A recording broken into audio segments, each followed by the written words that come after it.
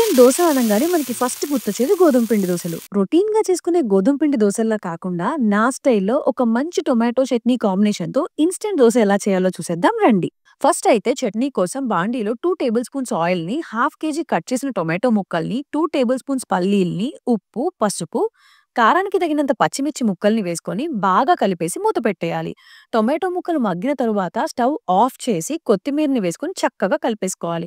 ఇలా చేయటం వల్ల చట్నీకి మంచి ఫ్లేవర్ వస్తుంది. చల్లారిపోయిన టొమాటో ముక్కల్ని ఇప్పుడు జార్‌లో వేసుకొని కచ్చా పచ్చాగా గ్రైండ్ చేసేసుకుంటే చట్నీ రెడీ అయిపోయినట్లే. ఇప్పుడు దోసల కోసం ఒక కప్పు గోధుమ పిండిని తీసుకోవాలి. ఏ కప్పుతో అయితే గోధుమ పిండిని తీసుకుంటామో అదే కప్పులో 1/4 పోర్షన్‌కి జొన్న పిండిని, సజ్జ పిండిని, బియ్యపు పిండిని తీసుకోవాలి. ఇందులోనే తగినంత ఉప్పు, కారం, ఒక స్పూన్ జీలకర్ర, 2 గరిటెలు పెరుగును గూడా వేసుకొని, నేను వీడియోలో చూపిస్తున్న కన్సిస్టెన్సీ వచ్చేలాగా దోస బ్యాటర్‌ని కలుపుకోవాలి. ఇలా మనం పెరుగుని యాడ్ చేయడం వల్ల దోసలు చాలా టేస్టీగా వస్తాయి. ఈ దోసల్ని మనం మార్నింగ్ బ్రేక్‌ఫాస్ట్‌గా గానీ, ఈవినింగ్ స్నాక్స్‌కి గానీ, రాత్రి డిన్నర్‌కి గానీ ఎప్పుడైనా ప్రిపేర్ చేసుకోవచ్చు.